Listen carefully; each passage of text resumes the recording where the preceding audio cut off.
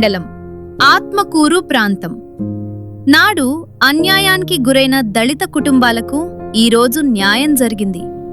వైఎస్ఆర్సీపీ పాలనలో జరిగిన దాడుల వల్ల ఇళ్లను కోల్పోయి ఉపాధి లేక ఆర్థికంగా తీవ్రంగా నష్టపోయిన 115 మంది దళిత కుటుంబాలు ఆ రోజు ఎన్నో బాధలు అనుభవించాయి.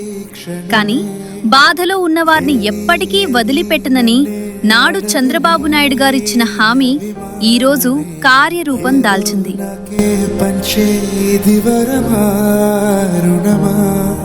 ఇటు సూర్యుని కిరణాలే అటు సాగర కెరటాలే ఇవి కలవని కలయికలే కలయికలే అయినా నాలో ఫలితాలే తన నీటిని తాగాలే తన చోటుని వెతకమనే వెతకమనే తపన ఏ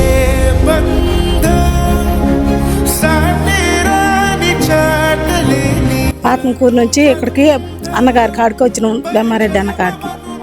అయితే మాకు ప్రభుత్వం సహాయం చేస్తుంది. అయితే వైసీపీ పార్టీ గెలిచినప్పుడు మేము టీడీపీ పార్టీ వాళ్ళం అక్కడ ఉన్నప్పుడు మమ్మల్ని అనేకమైన విధాలుగా ఇబ్బంది పెట్టారు. మమ్మల్ని ఊర్లో ఉంచకుండా మా నాన్నగారు ప్రెసిడెంట్ ఏసోబు మా నాన్నగారిని నరికి మరి మా తమ్ముడిని కొట్టి మమ్మల్ని అవసాట్లు పెట్టారు. ఆడపిల్లలని కూడా చూడకుండా ఆడపిల్లలను కూడా కొట్టారు. ఆడపిల్లలను కూడా కొట్టి మమ్మల్ని తమిరారు. తమిరితే మేము అక్కడ ఉండలేక మళ్ళీ పొరుగురు పోయినాం. పొరుగురు పోతే అక్కడి నుంచి కూడా పోలీసులు తీసుకొచ్చి మమ్మల్ని కొట్టారు. అక్కడి నుంచి కూడా మా తమ్ముళ్ళు ఒక ఇంట్లో ఉంటే ఆ ఇంట్లోకి పోయి పోలీసులు తీసుకొచ్చి కూడా మా అబ్బాయిని కొట్టారు. మా అబ్బాయి వాళ్ళని మొత్తాన్ని తీసుకుపోయి కొట్టారు. మా నాన్న వాళ్ళని మా అబ్బాయి వాళ్ళని తీసుకుపోయి కొట్టారు. కొడితే మళ్ళీ అక్కడి నుంచి ఇడిపించుకొని వచ్చి ఉండ తర్వాత మళ్ళీ మమ్మల్ని బాబు గారు శిఖరానికి పిలిచిండు. శిఖరానికి పోయినాం. శిఖరానికి పోయిన తర్వాత బాబు గారు ఆత్మకూరు చేర్పిస్తానమ్మా, మీ చెల్లి ఆత్మకూరు అని పెట్టి మీ ఊరు మీకు పంపిస్తాను, మీరు అక్కడ ఉంది కానీ అంటే మా ఊరు వద్దామని మేము వస్తుంటే బాబు గారిని బంధించారు. బాబు గారు మాకు సహాయం చేయటానికి ఎంతో ముందుకు వచ్చారు. పార్టీ వాళ్ళందరూ ముందుకు వచ్చారు. ముందుకు వచ్చినా కానీ ఎక్కడ వాళ్ళని అక్కడే బంధించారు. సరేనని మమ్మల్ని పోలీసులు తీసుకొచ్చి మా ఊర్లో వదిలిపెట్టారు. మా ఊర్లో వదిలిపెట్టిన తర్వాత మా ఊర్లో మమ్మల్ని ఉంచకుండా మళ్ళీ ఆడవాళ్ళని పిల్లల్ని మళ్ళీ తమిరిండ్రు. మళ్ళీ తమిరి మళ్ళీ మేము ఊర్లమ్మడ పోయినాం. ఊర్లమ్మడ పోయినాక ఆసాట్లు పడ్డాం. ఆసాట్లు పడ్డ తర్వాత మళ్ళీ ఊర్లోకి వచ్చినాం. పార్టీ గెలిచినాక ఊర్లోకి వచ్చినాం. ఊర్లోకి వచ్చినాక మా బాధ చంద్రన్నకి చెప్పేసరికి చంద్రన్న సరేనమ్మా మీకు సహాయం చేస్తాను, మీరు ఇంత చెట్లు మొరిచి ఇల్లు పడిపోయి దర్వాజులు పగిలిపోయి ఇళ్ళ రాళ్ళు పగిలిపోయి అన్నీ పగిలిపోయి ఉన్నాయండి. మేము బాగా చేపించుకున్నాము. బాగా చేపించుకున్నాక తర్వాత సరే మేము బాగా చేపించుకోలేని స్థితిలో ఉంటే ఇవాళ చంద్రన్న గారు బెమ్మారెడ్డి అన్నగారు మాకు సహాయం చేస్తాను బట్టి ఆ ఇల్లులు బాగా చేపించుకోవటానికి సహాయం చేస్తాను. మేము చాలా ఇబ్బంది పడ్డాం. 5 సంవత్సరాలు మా ఇల్లులు పగలగొట్టినారు, పొలాలు ఆగం చేసినారు.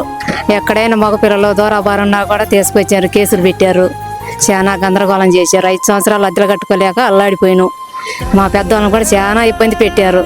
మాకు చంద్రబాబు వచ్చినాక చాలా బలం వచ్చినట్టుగా అనిపించింది. మేమైతే వాళ్ళని ఏమీ అనలేదు, ఊర్లో ఉన్నే లేదు, వండుకొని తినే లేదు, మమ్మల్ని పరాభం చేశారు. కనీసం మేము ఇంట్లో కూడా సామాన్ ఎత్తపోయే పరిస్థితి కూడా మాది లేదు. ఓకనే వెళ్ళిపోయినాం, కట్టుబట్ల మీదనే పోయినాం. చాలా ఇబ్బంది పడ్డాం. ఇల్లులు పగల పెట్టారు, తలుపులు పగల పెట్టారు, అన్నీ పగల పెట్టారు. మాకంటే ఏమీ లేదు. మళ్ళీ నా పింఛను కూడా మన ప్రభుత్వంలో వచ్చింది, చంద్రబాబు ప్రభుత్వంలో నాకు పింఛను వచ్చింది. అట్నే బెమ్మారెడ్డి గారు వచ్చినా కూడా మాకు చాలా బలం వచ్చింది. మాది ఆత్మకూరు. మమ్మల్ని ఇళ్ళ నుంచి తవరి కొట్టి పంపించారు. మీరు బాగాల్సిందే, మా తలుపులు పగల కొట్టారు, మీరు ఉండటానికి అవకాశం లేదు అని తవిరి కొట్టారు. మీరు ఇంటి వరకు మా ఊర్లో కుదరదు అని మా అన్న కొడుకులే మళ్ళీ పంపించారు. మీరు ఉండటానికి లేదు, మేము ముసలాన్ని తీసుకొని ఎగదిగి మాసాలు అద్దెలు కట్టుకుంటా అద్దెలు తిని తినక అప్పులు పాలైన.